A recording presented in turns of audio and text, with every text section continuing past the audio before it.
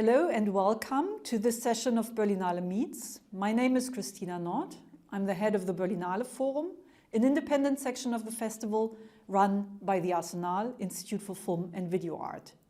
It is my great pleasure to welcome Erin and Travis Wilkerson, the filmmakers of Nuclear Family.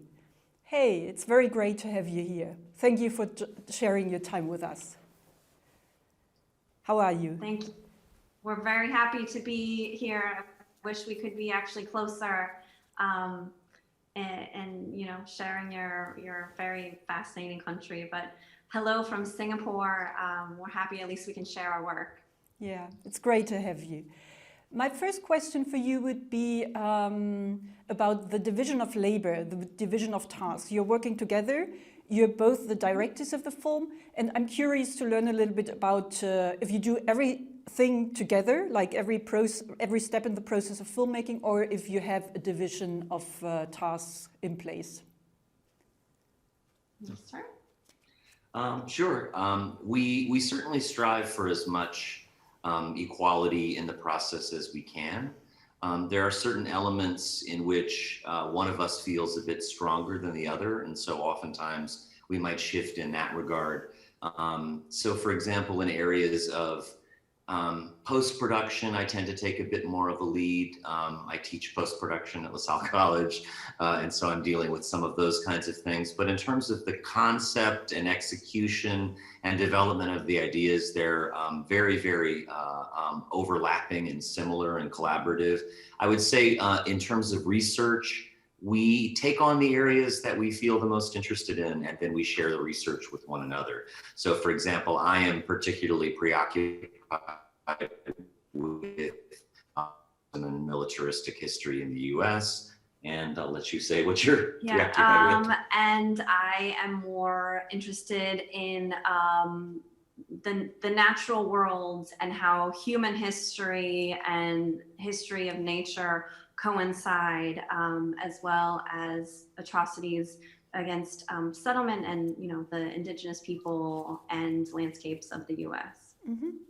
I think I get back later to the aspect of flora and plants, etc. you were referring to, because it plays quite an important role in the film.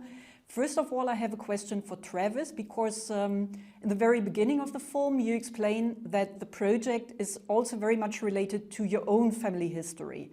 And maybe you could say a couple of words about the way your family history is related to the film. Yeah, within my family, there were these strong and unusual preoccupations with war in particular. My father was a helicopter pilot in the Vietnam War, and that was a kind of profoundly orienting experience for the whole consciousness of the family.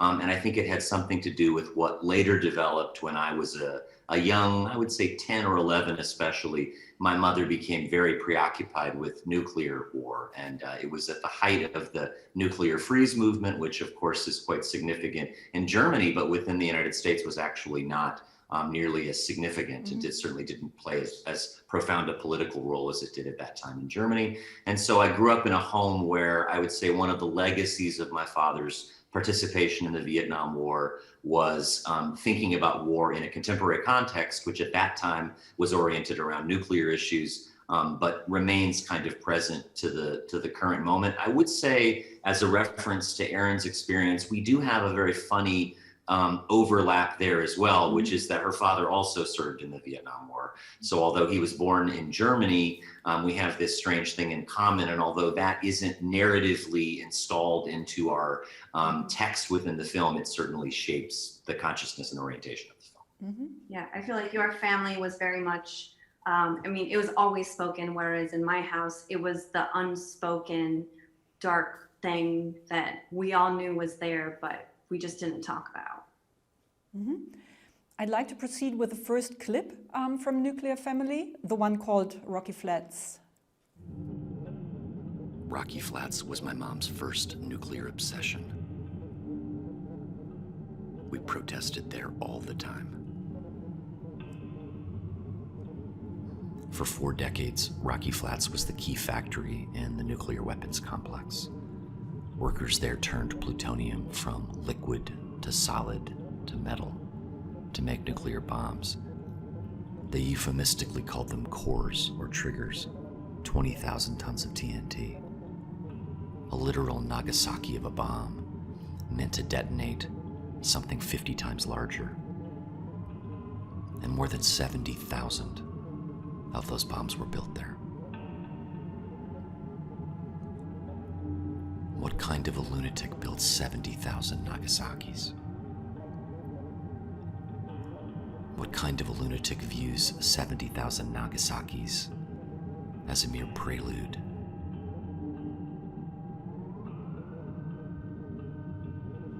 Rocky Flats was infamous, and they built it 15 miles directly upwind of the biggest city in the region. From the very beginning, there were constant fires and accidents. You'd think it was run by Homer Simpson. You could think it was run by Homer Simpson. That is also something I'd like to get back to later. First of all, I'd like to know something about the different layers of material your film combines. So we could already see there's some type of road trip, and you're filming the exterior, you're filming landscape, you're filming places where which had a certain significance in the nuclear armament of the US. And at the same time, you're using different types of material. You could see it in the excerpt we showed in the very end of the excerpt. And maybe you could say a couple of words about this, the combination of material, the different layers of material. I think that we have always had a fondness for both the digital and analog, about having something tangible as opposed to just digital material. And then it also harkens the journeys of our childhood, where we'd go with actual photographic cameras and take snapshots. So in a strange way, it's a document of these sites of armament, but then it's also like family photos and this more intimate and personal story about it as well. Yeah, I think for me too, I was, that to some extent I had ideas going in, but I also think that the experience tends to shape and reorient things in a little different way. Our car did break down in Colorado when we very first started shooting. And we really intended to choose a series of locations in Colorado quite specifically and quite concisely. But instead we found ourselves stuck there for 2 or 3 weeks. And that period of being stuck there forced us to think about a lot of things that we might not have thought about otherwise. And a big aspect of it that I found myself contemplating was the notion of the vacation, the family vacation tied to a heteronormative couple with a son and a daughter, driving around and visiting tourist sites, that was entirely created out of apocalyptic violence against an indigenous population, and then the rearmament of the landscape. And so that notion of like going to those places and reenacting the sort of rituals of the family vacation, but in the context of the actual profoundly defining events which shaped the possibility of that, really became a big part of the film. I think I had at some level defined for myself the notion that I was able to grow up where I was in the West due to things that had happened in advance of my arrival: violence, conquest, settlement, and militarism. But it somehow became much more concrete. And so then the fact that Erin was so preoccupied with documenting it using instant photography, which has this very, to me at least, this very 1960s and 1970s kind of association, which would have been the time when I was born and then a very young child, somehow it just seemed like a really beautiful convergence of textures, realities, and political histories, and then family histories at the same time. The voiceover is very present, and it has, at least I perceived it as a voiceover which has a lot of different tonalities. There is a lot of information, And in the small excerpt we saw, we can see sort of like we get the information, and at the same time there is a sarcastic twist in the end. And maybe you could say a couple of words about the voiceover and how you conceive the text. Yeah, I mean, in terms of the factual information, we really, again, did a lot of research collaboration and a lot of discussion about the form that it would take. But it really was, in a way, kind of mimicking the sort of experience that I had in childhood, which this was, again, this strange intersection between normal childhood events and a preoccupation with certain numbers and facts. And so I think like trying to find a place of balance where it was existing as something more almost internal, as the kind of voice that would be going on in my head, as opposed to something that I would, give as a lecture, for example. And that collision between fact and the personal, between the family and the collective, was really my experience of childhood. And it's also my experience of parenthood now. I mean, these are still the things that we're all doing together. And Erin is just as bad about this as I am. I mean, she's got her own apocalyptic preoccupations that are constantly circling around. So for us, in a weird way, that is a family movie. It is a family photo. It is quite weirdly accurate of our experiences. But I also realize that there's this strange disjuncture and irony with it that is, that I'm also aware of. Mm-hmm. I'd like to proceed with the second clip. Emma Goldman, it's called.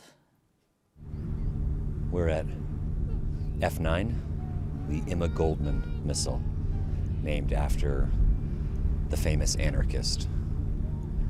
It's a Minuteman III missile silo at the base of Bear Top Mountain in central western Montana.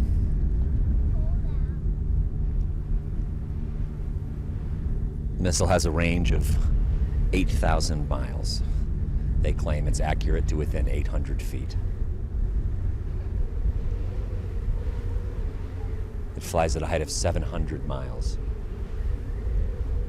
at 17,000 miles an hour. It carries a intercontinental ballistic missile with a yield of roughly 350 kilotons, which is more or less 20 times stronger than the bomb dropped on Hiroshima.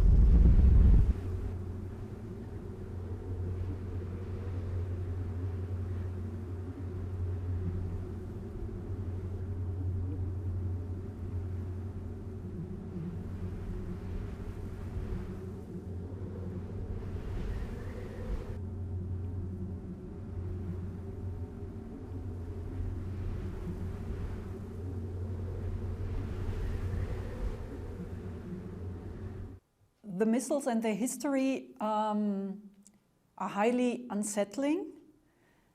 However, the landscapes and the way you film them are oftentimes very impressive. And I'm curious to hear a little bit about sort of like how you're dealing with this contrast, how you're working this contrast. Yeah, I think that you're absolutely correct. And something that's not actually quite clear in the imagery is that many of these silos are across the road or right next to farmland as well. So there's beans and food being grown in these potentially disastrous areas, and as well as oftentimes close to towns. So the divergence between the beauty and what could potentially be so troublesome is all the more present when you're there. And I think it also harkens to early Americana landscape paintings that show this vast open area of beauty with no indigenous people, something almost speaking of God or God's land, as opposed to a place that was inhabited by a vibrant and thriving people. Well, and if I can just add a little bit to that, which I think that she's really onto something that was significant for me, is that, so one of the weird things about growing up in a place like Montana is that you notice the sort of weird contours of the violence against the indigenous population, and how settlement and resettlement of those populations is defined geographically. And one of the strange things is that if you're in a beautiful landscape, it's nearly certain that there's not any kind of a reservation on that landscape. Mm-hmm. That it's only when you arrive at these very bleak and seemingly worthless pieces of land that you realize that's where all the indigenous population was moved. So in fact, it is interesting that the population was moved out of these spectacular and beautiful and resource-rich areas, and then the only thing that was placed on them other than certain forms of inadequate agriculture were missile silos. Like, mm-hmm. So this becomes, it's not a spoken thing within the film, but it's something we were thinking mm-hmm. about quite a bit, this distance between those things. And again, I feel like there's this, like, somehow we were thinking of evoking a certain kind of Western grandeur, but then also trying to interrogate that as powerfully as we could and connecting things that are often disconnected. So that was certainly what I was thinking of. And in terms of that specific scene, that is a true reenactment from my childhood.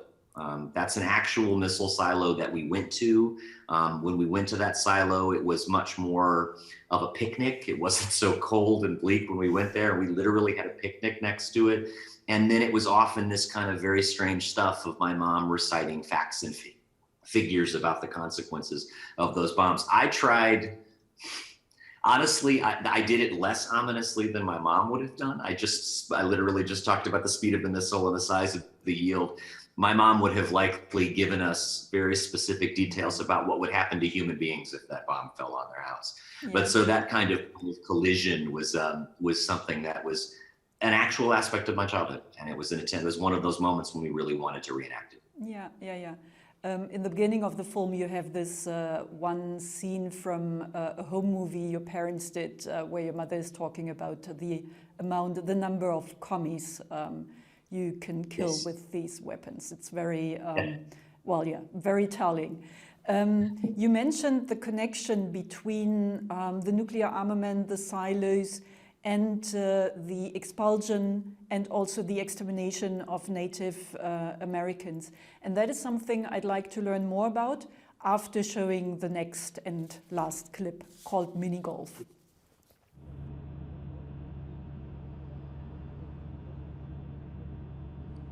It's strange to encounter a fuller image of Western settlement in the holes of a mini golf course than in the halls of official museums. The propaganda of the gold rush.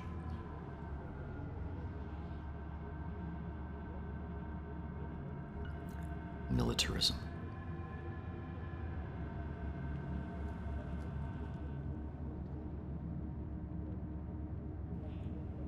Ecology and alienation.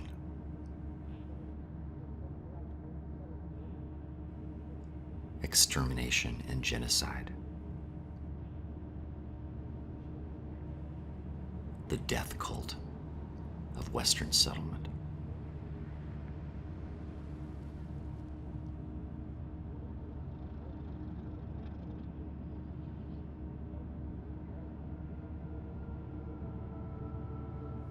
I think what we just saw already hints to this connection between the nuclear armament and the extermination of the Native Americans, the reduction of their of the space they could inhabit, etc.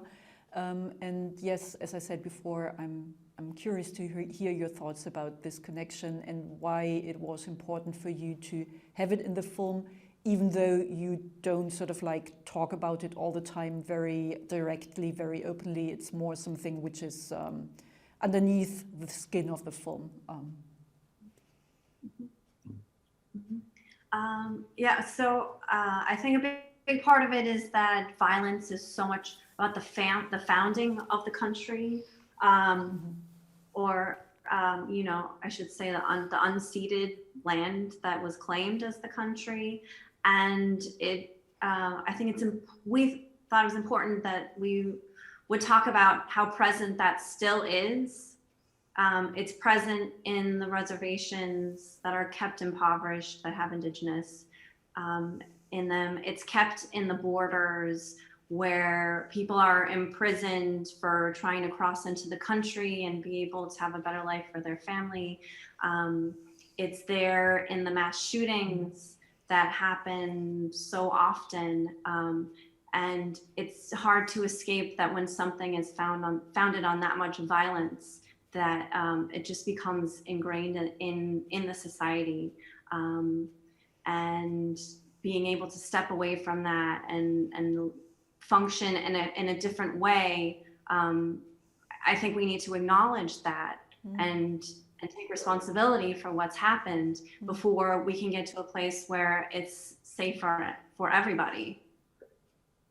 And I would also add that I think that, this is an area where Erin really took a leadership in the film, because this was something she was already producing work about and thinking about and researching before we left on the trip. For me, it honestly, although we were discussing it and I have the greatest respect for her thoughts about these things, it really had to become tangible and visceral for me before I fully began to engage with it within the process of the film. And that happened quite randomly for me. So in other words, we again had these foundational ideas, but it was literally the car breaking down in this town that was connected to the worst massacre of indigenous population in Colorado. It just seemed like that the world was telling us that there was something we needed to pay attention to that we hadn't fully focused on, or at least I hadn't. I think maybe Erin had more than I had. And then as we went on the trip, it was this alienation effect, right? It's an awakening. Suddenly I was seeing things that I might not have necessarily noticed over and over and over again. And even in just that little clip, I'm seeing references to that that I'm reminded of in that notion, right? Which is that this deep interconnection between the genocidal violence, the destruction of the buffalo, the presence of weapons, and then in that little moment about the gold rush, which is something quite fascinating to me. The film doesn't make this explicit, but the gold rush was largely triggered by US cavalry traveling into indigenous regions and proclaiming the discovery of gold, which then spurred settlement into those regions. And this day, I think it's questionable as to whether there was really a meaningful gold rush or whether it was a propaganda strategy to get people to settle lands that they wished to settle. And the concrete example I'd give of that is that in South Dakota, the Black Hills Gold Rush was started by General Custer himself, who proclaimed the presence of gold and then triggered the flood of white settlers into the state. That is a very peculiar piece of history that I don't think has been interrogated adequately. And so it's something that I find myself thinking about more and more. I have one last question, which is a little bit linked to something we talked about before, the contrast between beauty and terror. And I think the scenes in your films in which you have this combination the most is when you show footage from atomic blasts and explosions, oftentimes combined with a very beautiful piece by Sanra, Nuclear War. What do you think of these moments, these scenes? Do you find them beautiful, albeit terrifying? I mean, I find them both at the same time, and that duality is something that I find, that's part of what is so remarkable about the threat of nuclear annihilation, right? Is that it comes out of a truly profound human discovery that is also catastrophic and disastrous at the same time, but it came out of this remarkable harnessing of human knowledge and experience to do something that would seem impossible, and then produces these spectacles that make fireworks look like child's play, nothing. Yeah. They're these which is why at a certain point in history, people went to go see them like fireworks. They wanted to watch them, and one can imagine how it would have been. I would imagine that if I had been a little bit older in that era, I have a feeling that my mom would have taken me to go watch those explosions. You know what I mean? It's the kind of thing we would have done.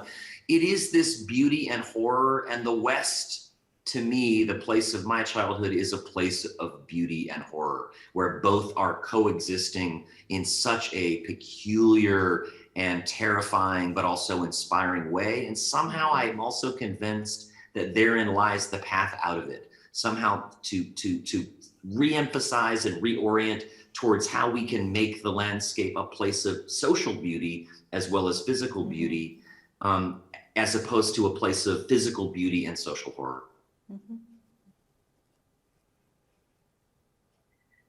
Erin, do you want to add anything?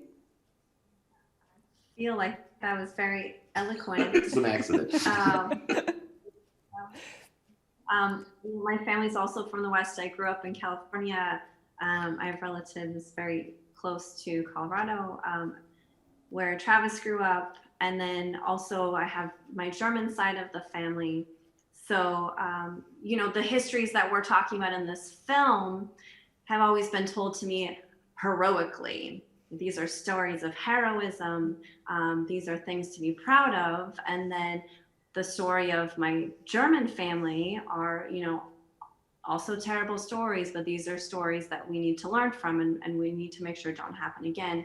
And I think a big realization for me is that these two stories are not that dissimilar. And it's just different people that were treated so terribly. And some had white skin and some had brown skin. And I feel the cognitive dissonance between that very strongly. And I think it's important for us all to think about. I think we could continue the conversation for hours and hours about this subject matter. Unfortunately, we're running out of time. It was great having you here. Thank you very much for taking your time. And my best to you. Take care. Thank you so much. Thank you so much. We really appreciate it. And we're really honored that the film is being screened in this context. Thank you so much. Thank you.